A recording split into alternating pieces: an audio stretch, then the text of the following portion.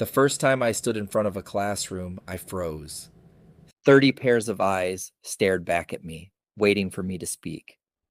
What they didn't know was that 10 years earlier, I was staring at concrete prison walls, wondering if my life was already over.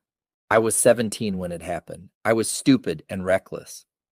That night, I was desperate for money. I joined two friends in robbing a corner store. It went wrong. The owner fought back. The police showed up fast.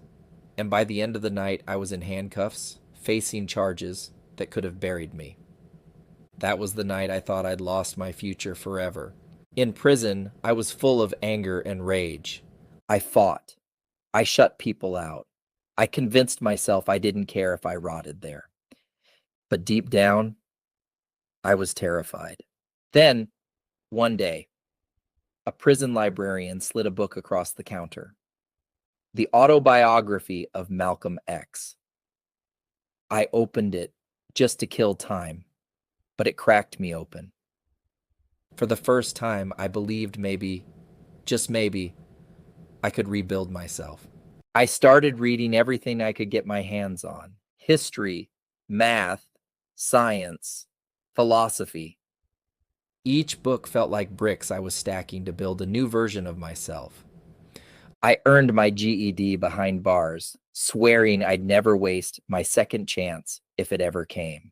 At 21, I was supposed to walk free, but a guard I'd once fought filed a false report against me. 3 more years in prison. That was the plan. I almost broke, but another inmate, an old man who had nothing left, he helped me fight back with words, not fists. Together we drafted petitions, citing laws and prison records. Against all odds, it worked. They overturned the report. I walked out with my head high and a second chance in my pocket. Getting out wasn't freedom. It was another kind of prison. Employers didn't want me. Schools rejected me. Every application felt like a door slammed in my face. No one wanted the ex-con. But finally, after dozens of rejections, a small community college gave me a single word I hadn't heard in years. Yes. That single yes changed everything. I studied harder than I ever thought possible. I worked nights, read books until my eyes burned, and refused to quit.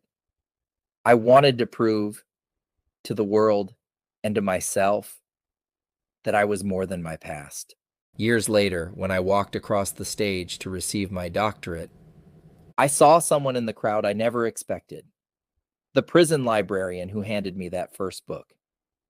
She had retired, but she came just to see if the boy who once stumbled into her library had made it.